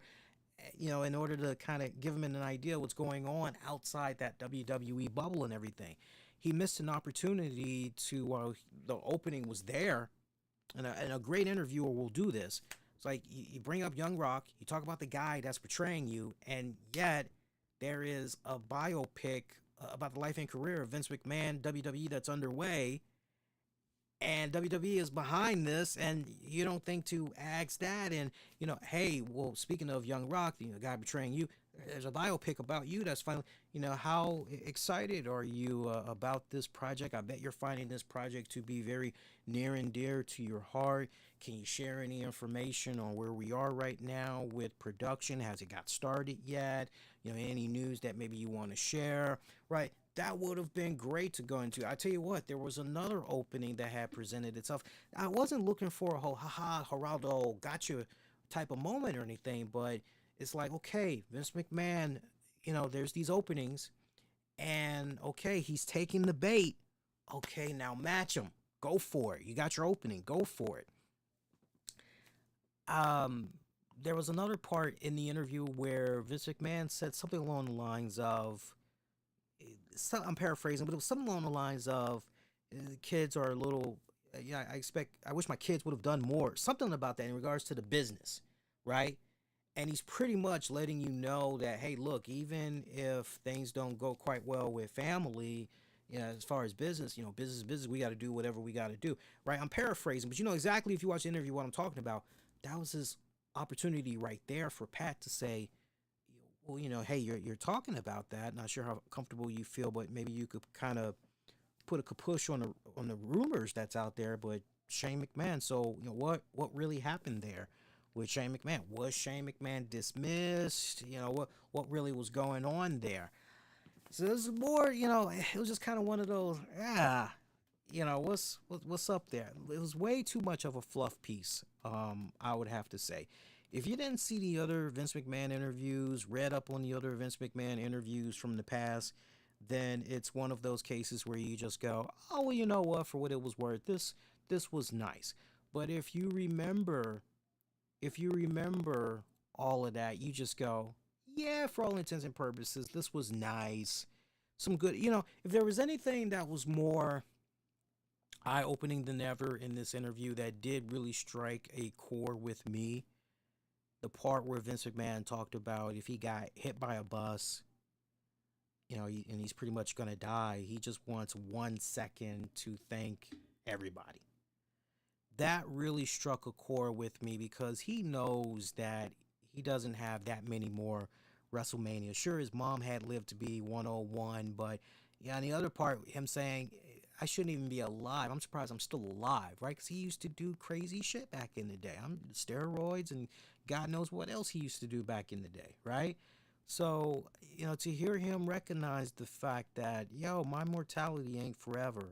I'm not going to be around that much longer. I know it, but, I before I kick, I just want to be able to. That really struck a chord with me. And as I've said to you off and on, hey, it's going to be a sad day when Vince McMahon dies. We all are going to be mourning in our own way because we've been watching this promotion for a lot of us, depending on how old you are. You either grew up, all of your WWE first go round that you ever got into professional wrestling, and it was through WWE. All you have known is pretty much Vince McMahon. If you're older than that, then obviously you know about Vince McMahon Sr. and everything. And then if you're really, really old, even before that, right? So, it just really depends. But it's going to be a sad day, definitely, when he passes. I really hope that before he passes, I hope that whoever is like second in command, whether it's Hunter or I just want for somebody to just pull a John Madden. Remember that excellent John Madden special that aired on Fox? And it was while John Madden, they pretty much had produced this several weeks before his death, but they pretty much had players, fellow announcers, they gathered up everybody.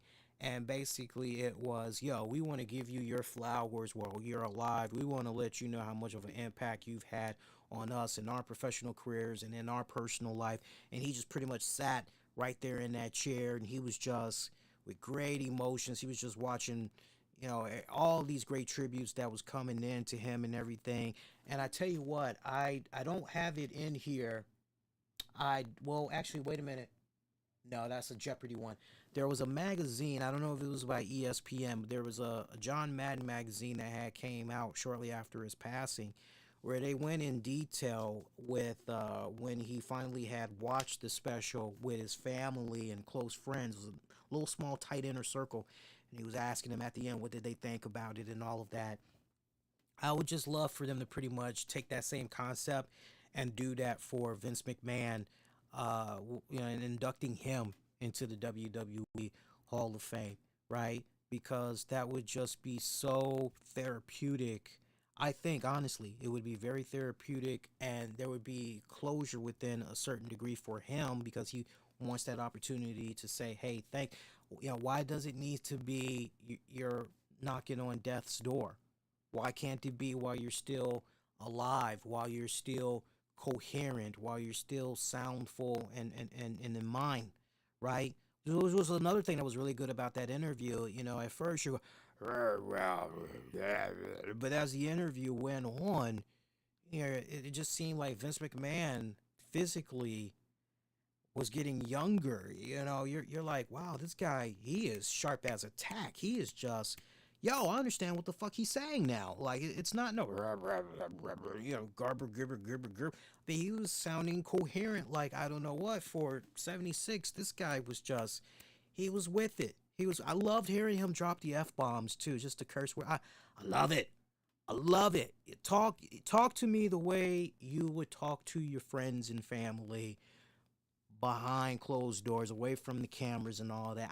I love getting, a couple of times you see him kind of squimishing a little bit when Pat's throwing the bombs, but after a while he's like, okay, all right, so this is how this show is basically, okay, and then he just starts throwing out the bombs and but let's give him his flowers while he's alive. I would love to see him get inducted in the Hall of Fame. It would be therapeutic. It would give him the proper closure. He's for one night only. He's getting his thank yous and all of that, and he gets an opportunity to say, thank you to WWE fans, family, and all that. I'm gonna make a bold prediction. I feel it's gonna happen. I think it's gonna happen. It'll take a lot of convincing to do and all that, but I honestly believe it's gonna happen. So that's why it makes it even that much more bittersweet that for the third time in Hall of Fame history, we're seeing Vince McMahon do an induction for somebody where he's going to be given the speech and all of that. I can't remember the name of the first individual that he inducted, but the story with that guy, I feel like James something. I can't think of the last name right now. But the first guy that he inducted used to work for his father. And so, that this guy was very instrumental in everything, right? Even in the whole changing of the guard, he was very instrumental. So Vince had personally inducted that guy, and then obviously the second guy, Stone Cold Steve Austin, and that's a no-brainer because he pretty much took the business to a whole new other level, other level, and now he's going to be doing Taker. Speaking of WWE Hall of Fame, as we saw, we got another induction that first broke out. I want to say, was it through Bleacher? I don't know if it was Bleacher that had bust out the news, but basically Vader, the man known as Vader. It's time. It's Vader time. Vader. And I don't mean Velvet. It ain't Vader. It ain't Velvet time. No, it's fucking, shout out if you know that little reference there. Shout out if you know that little reference there, little NWA reference there. But the man known as Vader, Leon White, is going to be going into the WWE Hall of Fame. Long fucking overdue. One of my favorite, biggest, big guys. As far as big guys go, one of my favorite big guys. Long fucking overdue. When I think about his illustrious career, New Japan, IWGP Heavyweight Champion back in the early 90s, late 80s into the early 90s. Man, so many fun fucking moments, man. Seriously, so many fun fucking moments. If I have very few regrets when it comes to this show. But many years ago, before he passed, I was trying to work on getting Leon White to come on to the show. That's how much of a fan of Vader I am. I was like, I established contact with him, and we were going back and forth. Oh my God, he was a sweetheart. And he was like, yeah, Lee, I'd love to come on. I'd love to do your show. I'm a little bit tied up right now. I don't know if he was going to go on tour for a signing or something. But something was going on. But he was like, yeah, I'd love to do it. Let's go ahead. And we just never were able to hook up. We never were able to hook up and do something. And that was one of my, I wish I could have, because that would have been, man, you get me talking about some good old school wrestling there. And Vader was one of my absolute fucking favorites, Jesus, that just would have been a nice little throwback conversation. Seriously. Because the way I like to do my interviews is, it's not really an interview. I like to just go in and just have, loose fucking conversation and everything, right? I'm happy he's going in, and I'm happy for his family, particularly his son. I know there's that Vader autobiography. If you guys have not picked that up, check it out. I had managed to read just a little bit from a buddy of mine. I was like, oh, okay. Because he knows how much of a fan I am of Vader. He was like, did you check this out yet? I was like, no. I was like, I mean to. I'm sidetracked with some other stuff here. Some other books mainly. And I said, let me read that a little bit. So I read a little bit of it. I read about 15 minutes of it. And I was like, okay, this is actually pretty damn good. All right, I got to check this out. Check it out. Check out his autobiography when you get a chance. It's hard to believe that it's already been 4 years since his passing. It feels like we lost him just, if not last year, 2 years ago. But he passed away in 2018. So that should be a great moment. I can't wait to hear his son accepting on his behalf and everything. That should be a great night. Who do you get to induct Vader posthumously, though? Seriously, who do you get to induct him? That should be interesting. That should be interesting. I can't wait to see how they're going to do this whole Hall of Fame class, because remember, we also still have to recognize, what is it, the 2020 and the 2021 class? There's still a Hall of Fame class that did not get their, whatever class Batista was in, there is still a class that we did not properly get to see them WrestleMania weekend. And hey, all right, cool. So, man, we could have a moment during WrestleMania where it could be equivalent to the NBA 75 halftime show. Shout out if you guys had saw that. I know some of us were going, that's kind of lengthy there, but man, just seeing all those legends come out, it was just a great fucking moment. I would not be surprised if WWE has been thinking about what do we do, and I would like to believe they were paying attention to what the NBA was doing there with that halftime and all those legends. I would not be surprised if maybe they were to pull a page out of that. Do you maybe get Cornette? To induct Vader? I mean, you want to talk about a guy that's, because remember Camp Cornette. Do you maybe get Cornette to do it and just the nice rich history? I mean, if anybody is a really great wrestling historian, Cornette is the fucking man. Do you maybe get him? Oh, kind of. I would have to think about that. By Wednesday, let me marinate on it. You guys can marinate on it too, and we can circle back to that one on Wednesday's show for sure. Other than that, let's see. Just wrestling TV ratings. Check this out. I thought this was kind of interesting here. A little bit of ups, a little bit of downs. Check this out. WWE Raw for last week had brought in 1.753 million viewers on USA. That was slightly down from the previous week, which had did 1.825 million viewers.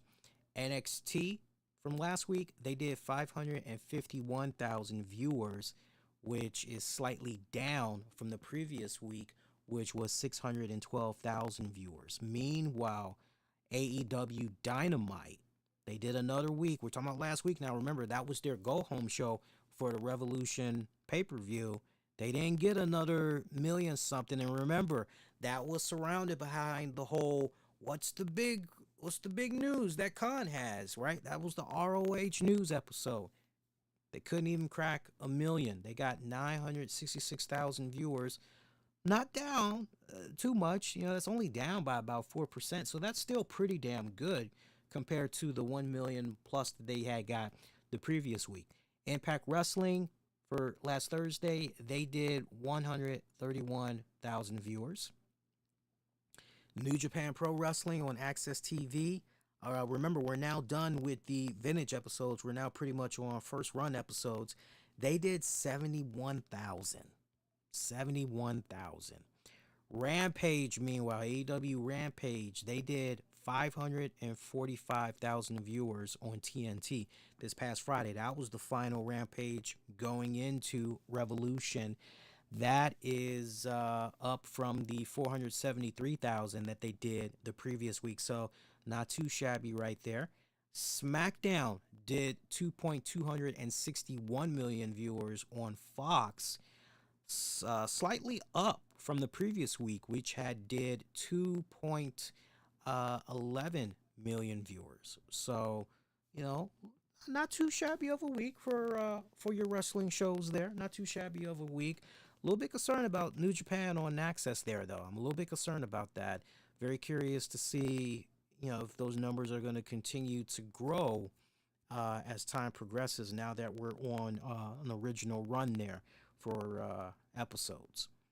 Let's see. There's some other stuff, but that can wait because it's more AEW related. And speaking of AEW related, the card for AEW Dynamite for this Wednesday, of course, the biggest piece of news there is William Regal. We got to see the fallout from Revolution. Just what role exactly does William Regal have here in the lives there of Bryan Danielson and Jon Moxley? Is this the start of some type of a new tag team stable where he's managing them, or is he in fact going to be a new authority figure there? What exactly is going on with that one? But Sammy Guevara will be facing Scorpio Sky as it's a TNT title match that was announced for the episode. Also, Paige Van Zant, remember, we were supposed to, perhaps see her sign her AEW contract at Revolution, but she got bumped for Swerve Strickland. Well, on Dynamite this week, Paige Van Zant will sign her AEW contract. Meanwhile, Layla Hirsch and Thunder Rosa, they're going to face off in the AEW Women's Title Eliminator.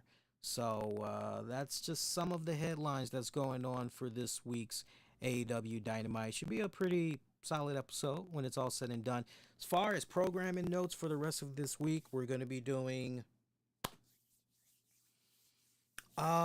there is going to be an NWA show because I know we skipped last week. We are going to do an NWA show, but I'm going to have that be pre-recorded. I think what I'm going to end up doing for you guys, we're going to do a double dose on Wednesday. You guys will get the NWA coverage maybe an hour or two before Rampage comes on. And then Wednesday night, we'll be live after Dynamite. We'll talk about Fallout from it. The NXT, what is it, the Roadblock show they're doing? Let me see here. I think it's Roadblock, right? Roadblock, Blockage, yeah. Roadblock, we'll talk about Fallout from that. Get into some tidbits of news. And we'll revisit who should induct Vader in the Hall of Fame. I'm curious what you guys' picks are. So at this point in the show, you can definitely sound off, send some comments my way, or interact with me on social media there. Let me just take one last look, see some of these comments that's coming in before we get ready to wrap it up, because we're already at about the 2 hour, 3 minute mark, but I do want to show you guys some love there that, we're at least leaving some comments, chats, things of that nature there. And remember, if you haven't done so already, do me a huge favor and hit that like button. When you do that, you really help content like this. Share, retweet, all that jazz really helps put more eyeballs on the product as far as recommendation goes. And subscribe so you don't miss out on any future content that comes your way. Let me see just some more here. What's going on? Let's forward that to Wednesday. I see a question about when do I think The Rock is going to go into. As a matter of fact, I'm going to take a screenshot of this right now. That way I don't lose it. There we go. I just took a screenshot. I got a question about when do I think Rock is going to go into the WWE Hall of Fame.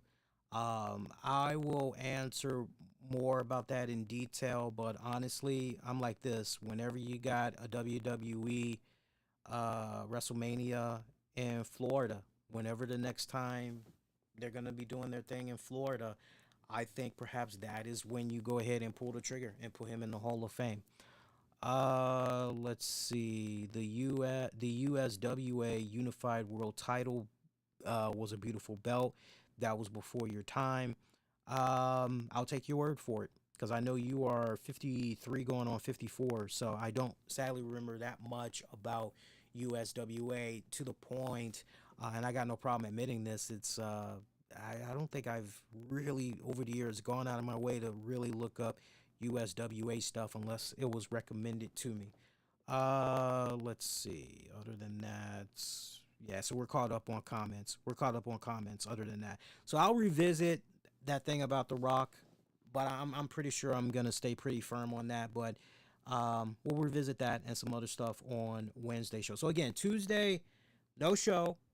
So I'm gonna take a well-deserved night off. I'm actually gonna just be hanging out with the missus. We're gonna go out to eat, grab a bite.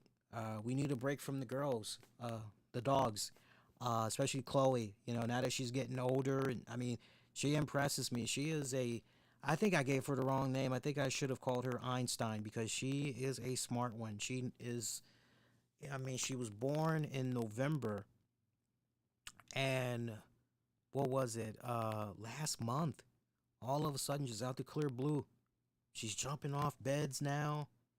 She's jumping off of chairs. She's running up and down the stairs now. Just, it's amazing, especially the size that she's got now. It's just amazing how they're growing up so goddamn fast.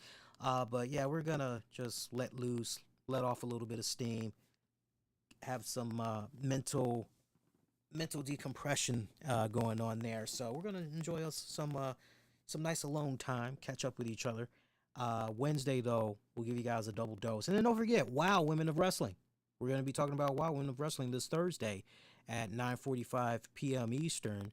We're gonna be on episode 27. Remember, there's like 32 that's out right now, so we're deep towards the finish line there and covering all these lost episodes that never did make the air. And shout out to those of you. I got some Wow Women of Wrestling information, some big news that you all may not be aware of that I'll share with you guys on the show. Especially good for you guys that maybe going to be traveling out later this summer. So, meanwhile, be kind of rewind. Check out previous episodes you might have missed on demand and on the downloads wherever you get your podcasts. I will try to see if I can get this episode out. You know, if not tonight, I will definitely get this episode out sometime Tuesday night, and also the Revolution pay-per-view post-show, because we don't even have the audio version of that out as well, sadly. So, yeah, I got some catching up to do. Get at me on Twitter, Facebook, and Instagram. Use the keywords, the RCWR show. And until next go round, wishing all of y'all to be safe. Most importantly, be kind to one another. I will see you guys next go round. Adios, y'all. Take care. Peace.